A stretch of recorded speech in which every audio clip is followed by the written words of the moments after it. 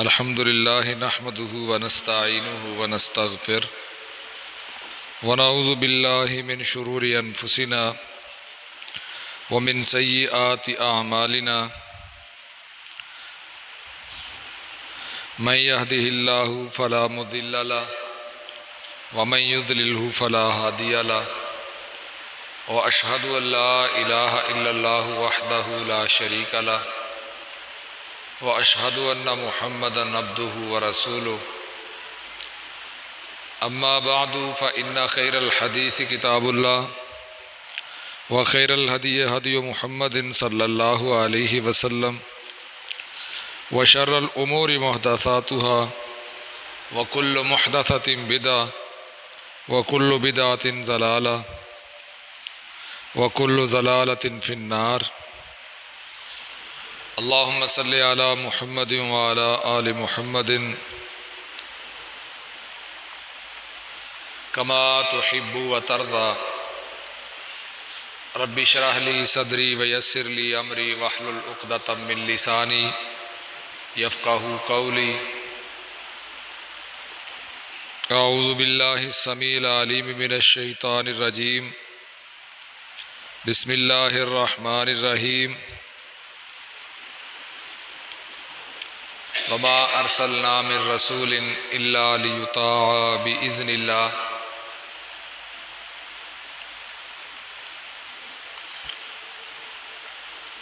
میرے لیے انتہائی احترام کے لائق محترم دوستوں، بزرگوں، بھائیوں اور میری ماؤں، بہنوں، بیٹیوں، نبی اکرم صلی اللہ علیہ وسلم خاتم النبیین ہیں۔ اللہ رب العزت نے آپ کی ذات گرامی پر نبوت اور رسالت کے سلسلے کو ختم فرما دیا ہے۔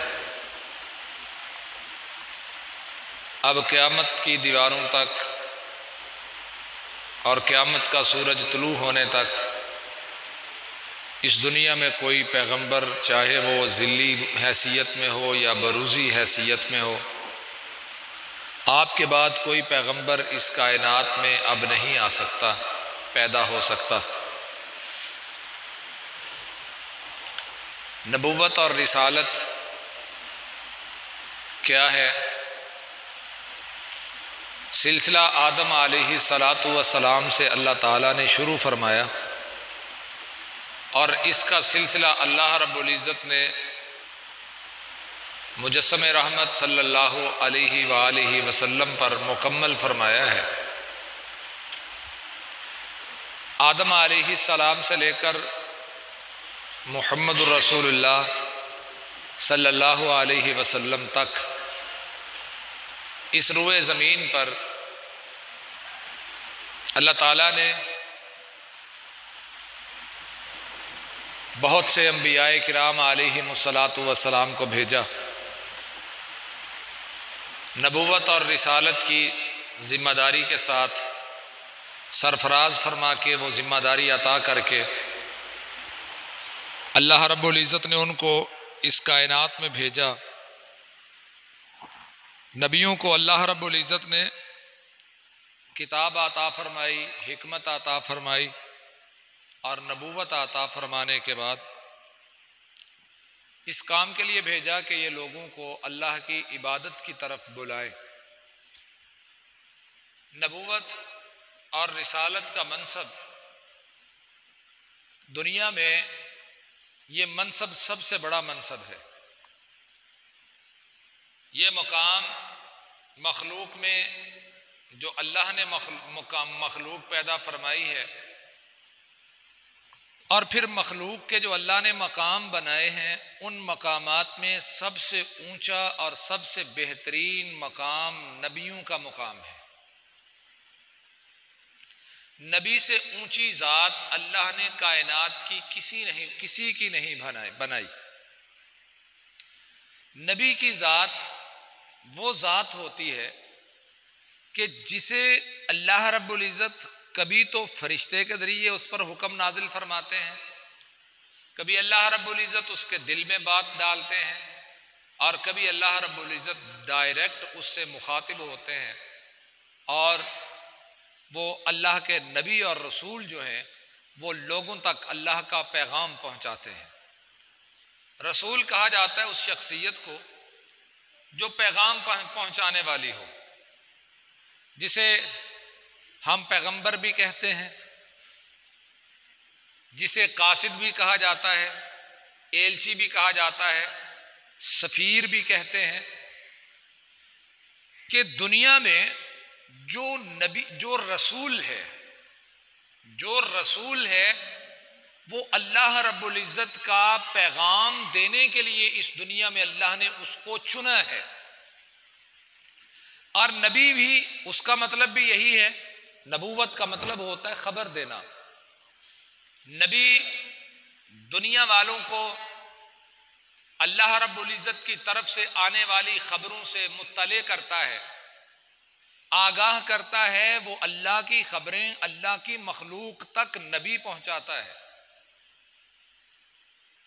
رسول کو اللہ رب العزت شریعت عطا فرماتے ہیں، کتاب عطا فرماتے ہیں، اور نبی کی وضاحت یوں آئی ہے کہ نبی رسول کی رسالت کی پچھلے رسول کی رسالت کے سلسلے کو آگے بڑھاتا ہے، لیکن وہ اللہ کی وحی کے ماتحت ہوتا ہے۔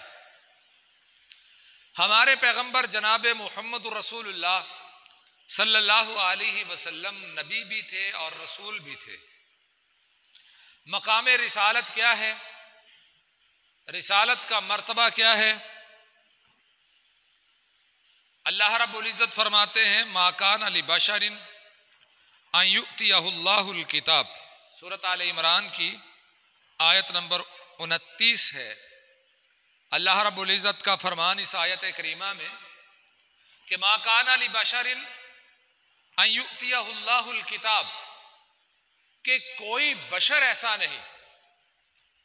سب سے پہلی بات جو پیغمبر کی جنس ہے وہ اللہ رب العزت نے فرمایا ما کان لبشر، کسی بشر کے لیے جائز نہیں، کسی انسان کے لیے جائز نہیں، کسی آدمی کے لیے جائز نہیں ان یؤتیہ اللہ الکتاب، کہ اللہ نے اسے کتاب عطا کی ہو، والحکم، اور حکمت اور حکم اللہ نے عطا کیا ہو۔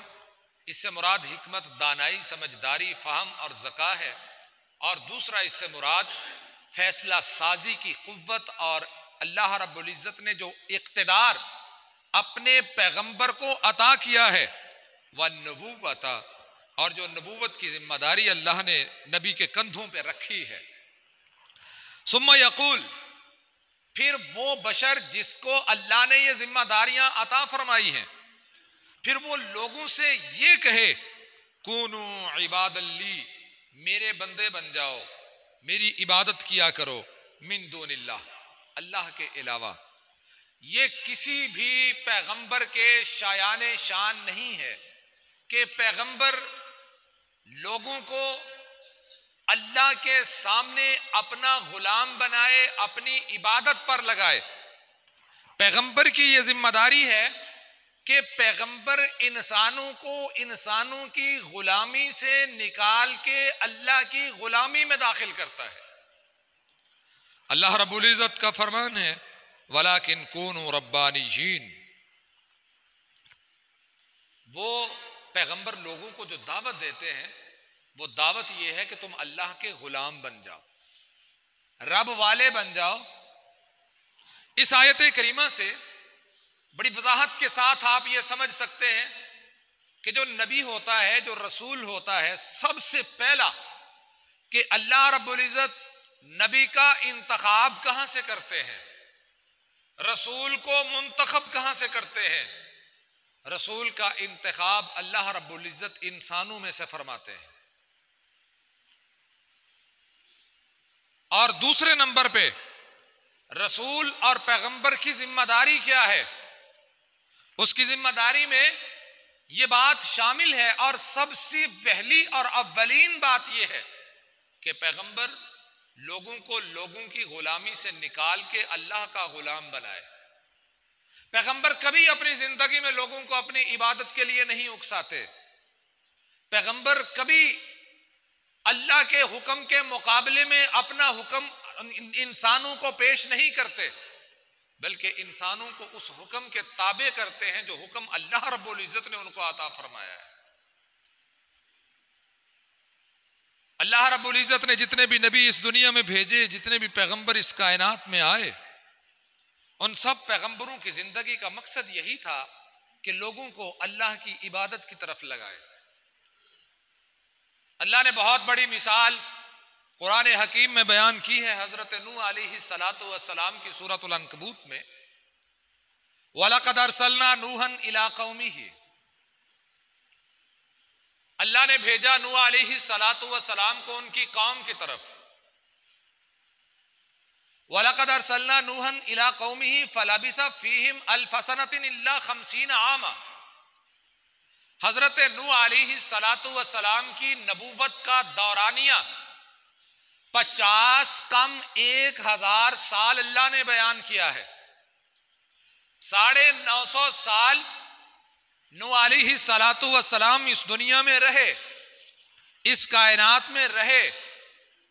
فَأَخَذَهُمُ الطوفان، ان کی دعوت کیا تھی، ان کا پیغام کیا تھا، جس کی پاداش میں قوم کے بارے میں اللہ رب العزت نے فرمایا فَأَخَذَهُمُ الطوفان، اس قوم کو طوفان نے آ لیا. طوفان آیا، اس طوفان میں وہ ساری قوم اللہ نے تہس نہس فرما دی. وَهُمْ ظَالِمُونَ، وہ قوم ظالم تھی. قوم کا ظلم کیا تھا؟ قتل کرنا ظلم ہے، ناحق کسی کا حق دبانا ظلم ہے، چوری کرنا ظلم ہے، ڈاکہ ڈالنا جرم ہے، کسی کے ساتھ زیادتی کرنا جرم ہے، کسی کے مال مویشی کو کھول لینا جرم ہے، کسی کی جائیداد کو ہتھیا لینا یہ بھی جرم ہے، ظلم ہے. لیکن جو ظلم نوح علیہ السلام کی قوم نے کیا تھا، وہ ظلم ان تمام ظلمات سے بڑا ایک ظلم تھا. وہ ظلم یہ تھا کہ 950 سال تک اللہ کے پیغمبر ان کو دعوت دیتے رہے، ان کو اللہ کا پیغام سناتے رہے. پیغام کیا تھا؟ سورہ نوح، اللہ رب العزت نے نوح علیہ السلام کے نام سے پوری سورت اللہ نے قرآن کریم میں نازل فرمائی ہے. اِنَّا أَرْسَلْنَا نُوحًا إِلَىٰ قَوْمِهِ ان انذر قومک من قبل ان یأتیہم عذاب علیم. اس ظالم قوم کا ظلم کیا تھا؟ کون سا ظلم کیا کہ اللہ رب العزت نے اس قوم کو تباہ و برباد فرما دیا، کہ اس قوم پہ اللہ رب العزت نے آسمان سے بارش برسائی، زمین کے سینے میں پانی جو تھا اسے زمین پر نکال دیا، اور پھر اس پانی میں اس قوم کو غرق فرما کے رکھ دیا. اس قوم کا ظلم کیا تھا؟ اس قوم کا سب سے بڑا جرم کیا تھا؟ وہ قوم کیسی تھی؟ اس قوم کا سب سے بڑا ظلم یہ تھا، سب سے بڑا جرم یہ تھا کہ اس قوم نے پیغمبر نوح علیہ السلام کی آمد کے مقصد کو نہیں سمجھا تھا. اس قوم نے نوح علیہ السلام کے منصب رسالت کو نہیں سمجھا تھا. اس قوم نے نوح علیہ السلام کی دعوت کو نہیں سمجھا تھا. اور نوح علیہ السلام کی دعوت یہ تھی، اللہ نے ذمہ داری یہ لگائی تھی ان انذر قومک من قبل ان یأتیہم عذاب علیم. اے میرے نوح پیغمبر علیہ السلام، اپنی اس قوم کو ڈرائیے اس سے پہلے کہ ان پر دردناک عذاب آ جائے. پیغمبر کی سب سے بڑی ذمہ داری یہ ہے کہ قوم کو عذاب سے بچائے. جناب محمد الرسول اللہ صلی اللہ علیہ وآلہ وسلم کو اللہ رب العزت نے مخاطب کرتے ہوئے ارشاد فرمایا یا ایھا الرسول. اب الفاظ میں غور کریں کہ کتنی اہم ذمہ داری دے کے اللہ نبی کو بھیجتا ہے. یا ایھا الرسول، اے رسول، بلغ ما انزل الیک من ربک، اس بات کی تبلیغ کیجئے جو آپ کے قلب اطہر پر اللہ کی طرف سے نازل کیا جاتا ہے. فَإِن لَّمْ تَفْعَلْ، اگر آپ نے ایسا نہ کیا، اگر آپ نے اس قرآن حکیم کی آیات کی تبلیغ نہ فرمائی، فما بلغت رسالتہ، تو آپ نے اپنی رسالت کا حق ادا نہیں کیا. واللہ یعصمک من الناس، جس راہ پر آپ چلنے لگے ہیں، مشن رسالت پر آپ نکلے ہیں، آپ کو جو ذمہ داری اللہ نے سونپی ہے، جو نبوت کا منصب اللہ نے آپ کو عطا فرمایا ہے، اللہ نے سورۃ المائدہ کی آیت نمبر 67 میں اس بات کو بیان کیا ہے. منصب رسالت کیا ہے، ایک نبی اور رسول کی ذمہ داری کیا ہے، وہ اپنی ذمہ داری کے ساتھ انصاف کیسے کرتا ہے، اللہ کا آرڈر کیا ہے. کہا آپ کی ذمہ داری ہے، جو آپ کی طرف اللہ کی طرف سے وحی آتی ہے، جو پیغام اللہ آپ کو عطا فرماتے ہیں، اس پیغام کو منو ان میرے بندوں تک پہنچا دیا جائے. اگر آپ ایسا نہیں کریں گے تو آپ اپنی رسالت کا حق ادا نہیں کر رہے. رہی بات لوگ کیا کہیں گے، حق بات کہوں گا لوگ ناراض ہو جائیں گے. اللہ رب العزت نے مثال دی نوح علیہ السلام کی. قال یا قوم انی لکم نذیر مبین. منصب رسالت ہے، رسالت کا مقصد ہے. ربیع الاول کا مہینہ ہے، اس مہینے میں ہر شخص اپنے انداز سے رسول اللہ صلی اللہ علیہ وآلہ وسلم سے محبت کا اظہار کرتا ہے. کوئی اپنی چھت پر لائٹیں لگا کے محبت کا اظہار کرتا ہے، کسی نے اپنے گھر میں جھنڈیاں لگائیں، کسی نے چھت پہ جھنڈا لگایا. سب نے سمجھا کہ ہم نے جھنڈیاں لگا کے، جھنڈے لگا کے، گلیوں کی سجاوٹ کر کے، ململ کے دوپٹے لہرا کے، ڈھول کی گھن گھرج پہ ناچ کے، ہم نے نبی اکرم صلی اللہ علیہ وسلم کی رسالت کا حق ادا کر دیا ہے. کیونکہ ہم نے کھانے بھی پکا کے تقسیم کر دیے ہیں. اب اس انتہا کی محبت ہم نے کی ہے، ہم نے تو محبت کا حق ادا کر دیا ہے. ہر بندہ اپنی جگہ پہ سچا ہے، ہر شخص اپنی جگہ پہ سچا ہے. ہر بندہ یہ سمجھتا ہے کہ میں نے محبت کا حق ادا کر دیا ہے، محبت کا حق ادا کر دیا ہے. اللہ کرے محبت کا حق ادا ہو جائے. رسالت کے اس مقصد کو کون پورا کرے گا؟ حضرت ابو ہریرہ رضی اللہ تعالی عنہ ایسے ہی مدینہ شہر ہے، شہر نبی میں بازار میں نکلے، لوگ دکانوں پہ بیٹھے ہوئے تھے، کاروبار کا عروج تھا، لین دین ہو رہا تھا، خرید و فروخت جاری تھی. حضرت ابو ہریرہ رضی اللہ تعالیٰ عنہ فرماتے ہیں کہ تم کیسے لوگ ہو، مسجد میں اللہ کے محبوب علیہ الصلاۃ والسلام کی وراثت تقسیم ہو رہی ہے اور تم یہاں پہ بیٹھے ہوئے ہو. اب لوگوں نے سنا کہ مسجد میں اللہ کے نبی کی وراثت تقسیم ہو رہی ہے.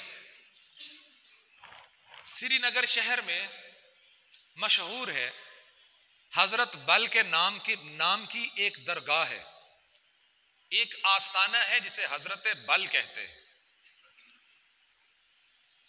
آپ کی حیرانی اس وقت زیادہ ہوگی جب آپ کو یہ پتا چلے گا اس حضرت بل جو درگاہ ہے وہاں پر لوگ ایک بال کی پوجا کرتے ہیں، صرف ایک بال، یا بالوں کا گچھا ہے. بالوں کے اس چھوٹے سے گچھے کو دیکھنے کے لیے سالانہ لاکھوں کی تعداد میں کشمیری جمع ہوتے ہیں.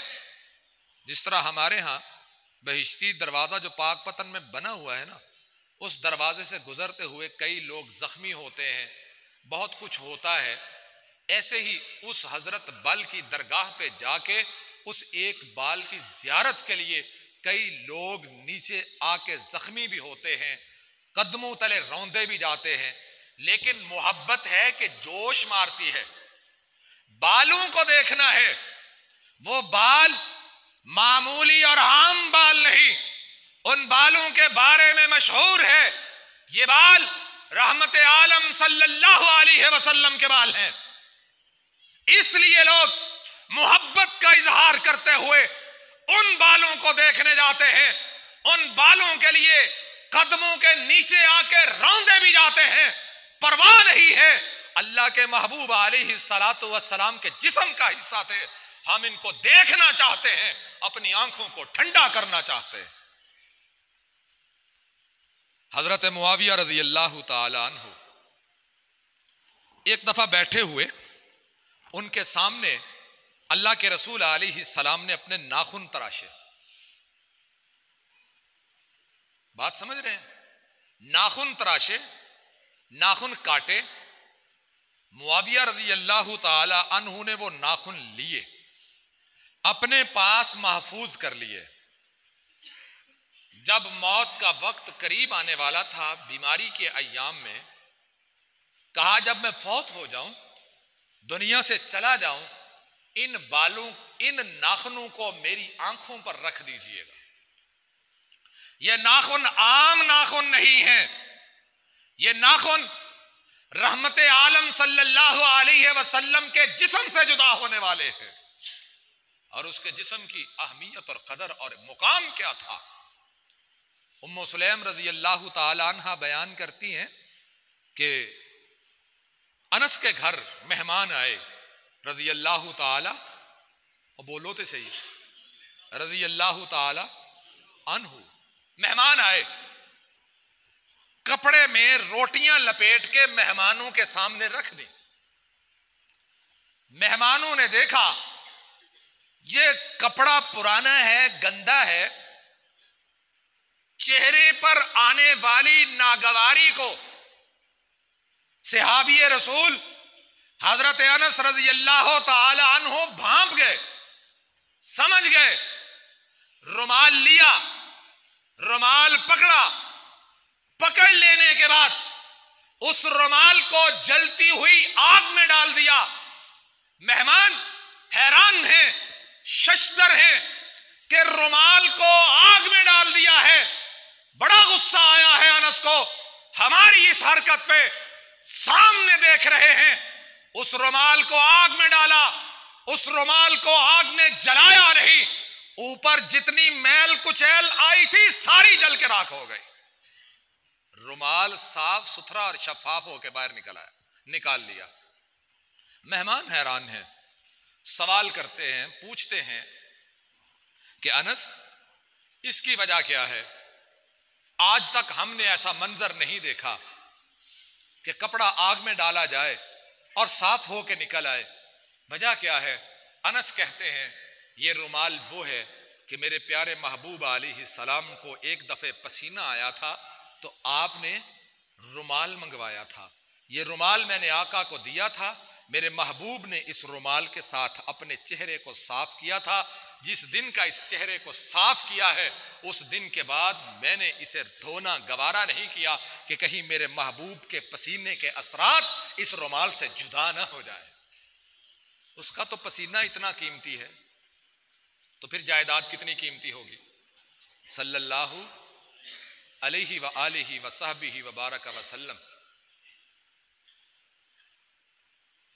آپ کی چارپائی کے ساتھ بیٹھی ہوئی اسی انس کی والدہ ام سلیم رسول اللہ صلی اللہ علیہ وسلم کی پیشانی پر نیند کی حالت میں پسینے کے قطرے نمودار ہوئے.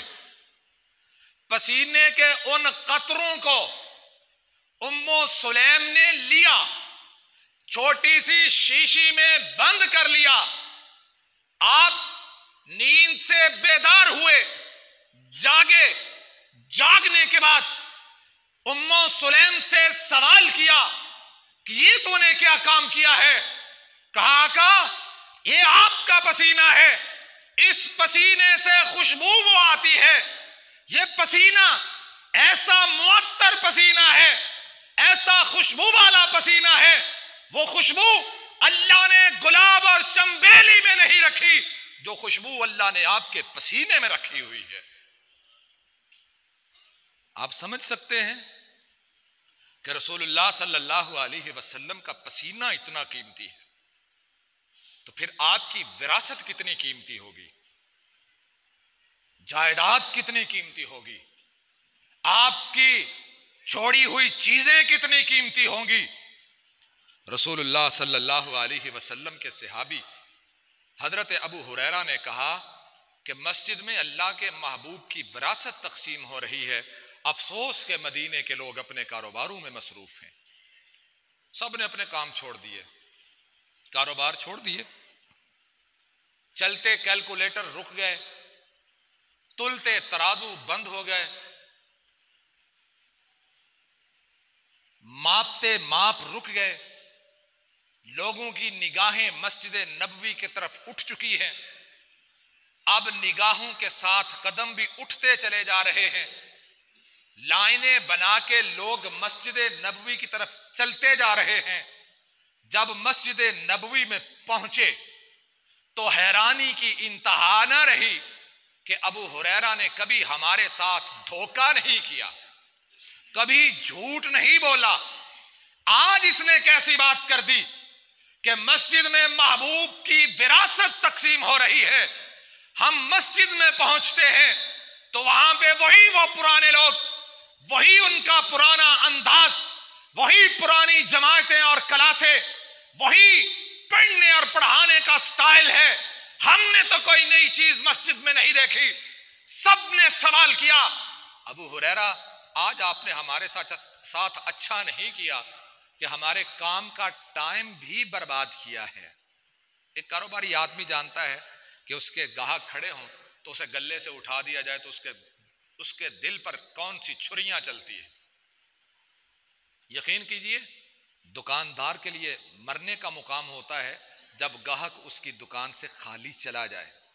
ऐसे ही है, ऐसे ही होता है कि मैं जो देखिए ऐसे ही होता है जी।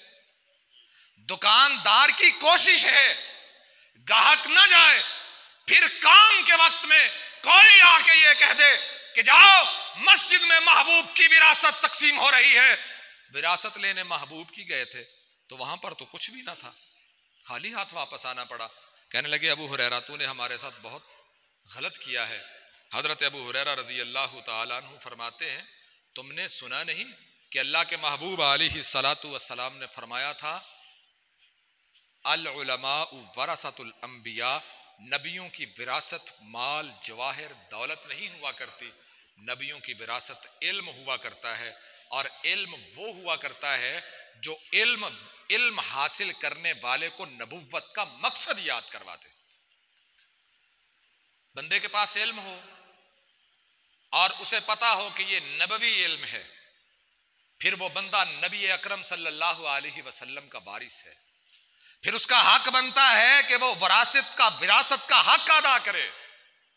और जिसे वो विरासत अता की गई, जिसके सर पर अल्लाह ने खत्मे नबूवत का ताज रखा, जिस पैगंबर को अल्लाह ने नबियों का इमाम बनाया, सारे नबी आते रहे, सारे नबियों को ओहदे मर्तबे और मनसब मिलते रहे। तमाम रसूलों के बारे में अल्लाह रब्बुल इज्जत ने इरशाद फरमाया, तिलकर रुसुल फज़्ज़लना बाज़हुम अला बाज़ मिनहुम मन कल्लमल्लाहु व रफ़अ बाज़हुम दरजात, कि अल्लाह के पैगंबर इनमें से बाज को बाज पर अल्लाह ने फजीलत अता की है, दर्जा अता किया है। इनमें से कुछ ऐसे हैं जिनको अल्लाह ने कलाम का शरफ बख्शा, कुछ ऐसे हैं कि जिनके दरजात को अल्लाह ने बुलंद किया। नबी कोई भी है, ला नुफर्रिकु बैन अहदिम मिनहुम, हम किसी भी नबी के मकाम में फर्क के कायल नहीं। हमें हुक्म दिया गया है कि हर नबी और हर रसूल की नबुव्वत को तस्लीम करना है, उस पर ईमान रखना है, इत्तिबा व फरमा बरदारी उनकी होगी کہ جن پر اللہ نے دین اسلام کو مکمل فرمایا ہے، اور وہ ذات ہے جناب محمد رسول اللہ صلی اللہ علیہ وآلہ وسلم کی۔ نبوت کا منصب کیا ہے؟ ایک نبی اور رسول کی ذمہ داری کیا ہے؟ اس کی ذمہ داری صرف یہی ہے کہ وہ لوگوں تک اللہ کے پیغام کو پہنچا دے۔ اللہ تعالیٰ نے قرآن مجید میں سورت 15ویں پارے میں بڑا دلچسپ واقعہ بیان کیا ہے، جس سے ہم یہ سمجھ سکتے ہیں کہ نبی دنیا میں روٹی کپڑا مکان کا وعدہ لے کے نہیں آتے۔ آپ محبوب علیہ الصلاۃ والسلام کی پہلی دعوت کو دیکھیں، جس دن آپ کو اللہ نے کہا کہ لوگوں کو یہ اعلان سنائیں کہ اللہ کی توحید کے قائل ہو جائیں، توحید کا نکارہ اب آپ بجا دیں، تو رسول اللہ صلی اللہ علیہ وسلم نے کوہ صفا پہ کھڑے ہو کے جو بات کہی تھی وہ یہ تھی، قولوا لا الہ الا اللہ تفلحوا۔ کہیں نہیں آپ نے فرمایا لا الہ الا اللہ کہو گے تمہارے مکان پکے کروا دوں گا، کہیں آپ نے یہ نہیں فرمایا لا الہ الا اللہ کہو گے تمہاری گلیوں میں کنکریٹ بچھوا دوں گا، لا الہ الا اللہ کہو گے مکے سے لے کر مدینے تک موٹر وے بنا دوں گا، لا الہ الا اللہ کہو گے مکے سے لے کر مدینے تک گولی کی رفتار سے چلنے والی ٹرین چلا دوں گا۔ کہا لا الہ الا اللہ کہو تفلحو، میرا مقصد آنے کا، میرا پیغام یہ ہے، میں اس کامیابی کی دعوت دیتا ہوں جو کامیابی اس دنیا میں ختم نہیں ہوتی ہے، جس کی انتہا یہاں سے شروع ہوتی ہے اور دوسری انتہا اس کی جنت میں جا کے ختم ہوتی ہے۔ میں تمہیں نہ روٹی کے وعدے لے کے آیا ہوں، نہ کپڑے کے وعدے لے کے آیا ہوں، نہ مکان کے وعدے لے کے آیا ہوں، میں منصب رسالت کے ساتھ آیا ہوں، اور میں تمہارے لیے بخشش اور ہمیشہ کی کامیابی کا وعدہ لے کے آیا۔ اللہ کے نبی نے کبھی وعدہ نہیں کیا کہ میں تمہیں کپڑے دوں گا، تمہیں روٹیاں دوں گا۔ اگر یہی مقصد ہوتا نبوت کا تو سیرت کی کتابوں میں لکھا ہوا ہے کہ مکے کے لوگوں نے کہا تھا کہ آپ ہمارے ساتھ مک مکا کیجئے، بیٹھیے ہمارے ساتھ ایک ٹیبل پہ۔ پیغام بھیجا ابو طالب کے ہاتھ کہ آپ ہمارے ساتھ بیٹھیں، بات طے کرتے ہیں، یہ روز روز کی چخ چخ کو ختم کرتے ہیں، ہم تیرے ساتھیوں کو مارتے ہیں، تو ہماری بات کو نہیں مانتا، چلے بات کو کسی کنارے لگائیں۔ جی کنارے کیسے لگائی جائے گی؟ پیسہ چاہیے تو مکے کی تمام دولت کا آپ کو مالک بنا دیتے ہیں۔ خوبصورت عورت چاہیے تو جس قبیلے پر جس عورت پر تم ہاتھ رکھو گے وہ تمہارے حرم میں بھیج دیتے ہیں۔ پروٹوکول چاہیے، دنیا کے جس بادشاہ کے مطابق پروٹوکول چاہتے ہو وہ پروٹوکول مل جائے گا۔ آپ نے کیا فرمایا؟ ابو طالب کی ساری باتیں سنی، آپ نے فرمایا میرے ایک ہاتھ پہ چاند رکھ دیں، دوسرے ہاتھ پہ سورج رکھ دیں، اور مجھے کہیں کہ اپنے مقصد سے باز آ جا، تو میں اپنے مقصد سے باز آنے والا نہیں ہوں۔ اور وہ مقصد کیا تھا؟ قولوا لا الہ الا اللہ۔ دنیا کے دلوں سے دنیا والوں کا خوف نکال کے عرش والے اللہ کا خوف بھرا جائے۔ یہ تو بات بہت پہلے طے ہو سکتی تھی، 23 سال محنت کی ضرورت ہی نہیں تھی۔ ایک نبی اور ایک رسول، اس کی رسالت کا مقصد کیا ہوتا ہے؟ اللہ رب العزت نے قرآن مجید میں وہ واقعہ بیان کیا ہے کہ لوگوں نے کہا کہ آپ اس طرح کریں کہ ہم دیکھنا چاہتے ہیں کہ آپ کے لیے آسمان سے کتاب کا نزول ہو ہمارے سامنے، آپ وہ کتاب کھولیں ہمارے سامنے پڑھیں، ہم آپ کو نبی مان لیں گے۔ اچھا یہ نہیں ہو سکتا تو آپ اس طرح کریں، مکے میں سبزہ نہیں تھا، بے آب و گیا زمین ہے، زمزم کے کنویں کے علاوہ کوئی پانی کا ذخیرہ نہیں ہے، آپ اس طرح کریں یہاں پر آپ کے لیے باغوں کی جناب کتاریں بن جانی چاہیے، باغ اگانے چاہیے۔ اچھا یہ بھی نہیں ہو سکتا تو پھر اس طرح ہونا چاہیے کہ ایک فرشتہ آئے، آپ اس کے پیچھے پیچھے ہوں، فرشتہ آپ کے آگے آگے ہو، اور دنیا کو یہ اعلان کرے کہ لوگوں یہ اللہ کا رسول ہے، ہم تمہیں رسول مان لیں گے۔ یہ بھی نہیں ہو سکتا تو آپ ہمارے سامنے سیڑھی لگائیے، آسمان پر چڑھ جائیے، آسمان پر ہمارے سامنے چڑھیے، چڑھ کے جا کے کتاب لے کے آئیے، ہم آپ کو نبی مان لیں گے۔ اب آپ کیا ہیں؟ نبی تھے نا، خاتم النبیین تھے، خاتم المرسلین تھے صلی اللہ علیہ وسلم. آپ چاہتے تو ان کی یہ ڈیمانڈیں پوری نہیں ہو سکتی تھی، ان کے یہ تقاضے پورے ہو سکتے تھے، کر سکتے تھے، لیکن آپ نے کیوں نہ پورے کیے؟ ادھر سے اللہ کی طرف سے جواب آتا ہے کہ محبوب آپ ان سے فرمائیے یہ سارے کام میرے اللہ کے اختیار میں ہیں. حل کنت الا بشر رسولا، کہ اللہ نے مجھے بشر بنایا ہے، میری جہاں تک اللہ نے طاقت دی ہے وہیں تک ہے. یہ جو تم مانگتے ہو یہ ساری چیزیں ممکن ہیں، امکان ہے، ہو سکتی ہے، لیکن تب ہوں گی جب عرش والا اللہ چاہے گا. وہ چاہتا نہیں ہے، نہیں ہوں گی. اور میں کیا ہوں، میرا مقصد کیا ہے، میرا مشن کیا ہے، میرا منصب کیا ہے؟ حل کنت الا بشر رسولا، میں بشر ہوں لیکن بشروں میں سب سے بڑھ کر افضل بشر ہوں. افضل بشر اس لیے ہوں کہ اللہ نے مجھے اپنا رسول بنایا ہے. نہ صرف رسول بنایا ہے بلکہ رسولوں کا خاتم بنایا ہے، رسولوں کا امام بنایا ہے، رسولوں کا خطیب بنایا ہے. اس لیے میں جہاں تک میرا منصب ہے وہیں تک کام کر سکتا ہوں. اس سے آگے جو کام ہے یہ عرش والے اللہ کی مرضی سے ہیں، وہ کرے یا نہ کرے. کیا سمجھے؟ اب رسالت کیا ہے؟ یہاں پر تو ہم نے رسالت یہ سمجھ لی کہ خدا کا پکڑا چھڑائے محمد، محمد کا پکڑا چھڑا کوئی نہیں سکتا. صلی اللہ، منہ میٹھا کیجئے، کہہ دیجئے صلی اللہ. جتنی محبت ہے ذرا اتنی آواز آنی چاہیے صلی اللہ. محبوب کے نام پہ کنجوسی نہیں ہونی چاہیے. آپ کے منہ میں مٹھاس نہیں محسوس ہوتی جب آپ درود پڑھتے ہیں تو کہہ دیجئے ایک مرتبہ پھر صلی اللہ علیہ وآلہ وسلم. رحمت عالم صلی اللہ علیہ وآلہ وسلم کی رسالت کا مقصد کیا تھا؟ کہ لوگوں کو شیطان کے رستے سے ہٹا کے رحمان کے رستے پہ لگایا جائے. ہم نے کیا کہا کہ خدا کا پکڑا چھڑائے محمد، محمد کا پکڑا چھڑا کوئی نہیں سکتا صلی اللہ علیہ وآلہ وسلم.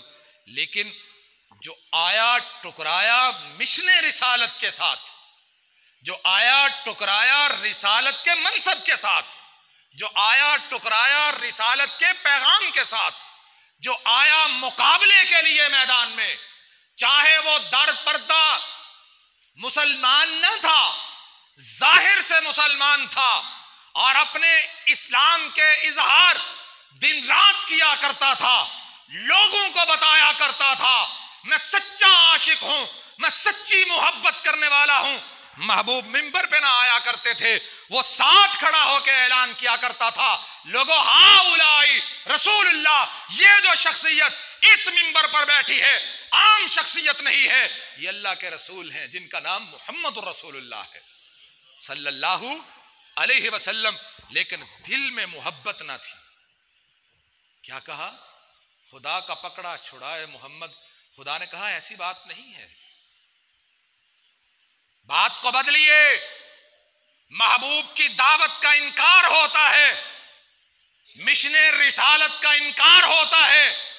یہ ایک شعر کہہ کے رحمت عالم صلی اللہ علیہ وسلم کی 63 سالہ زندگی، اس میں سے 23 سالہ نبوت کے اعلان کے بعد کہیں 23 سال تک آپ نے جو پیغام اس کائنات کو دیا اس سارے پیغام کی نفی کر دیتے ہیں ہم جب یہ کہتے ہیں کہ خدا کا پکڑا چھڑائے محمد، محمد کا پکڑا چھڑا کوئی نہیں سکتا صلی اللہ علیہ وسلم.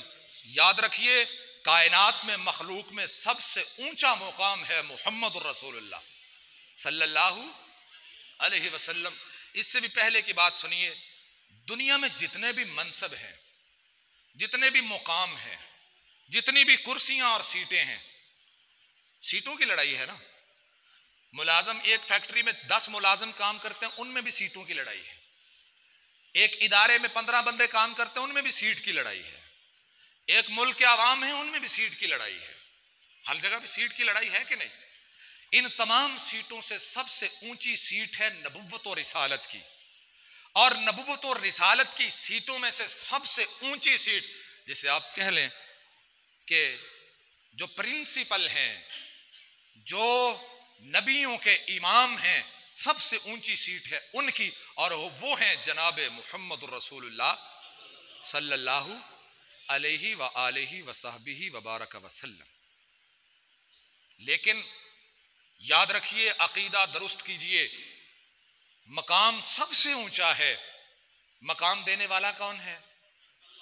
کون ہے؟ پھر معلوم ہوا کہ محبوب سے اوپر ذات کس کی ہے؟ ذرا مل کے بولو، سب سے اوپر ذات کس کی ہے؟ اس سے نیچے کون ہے؟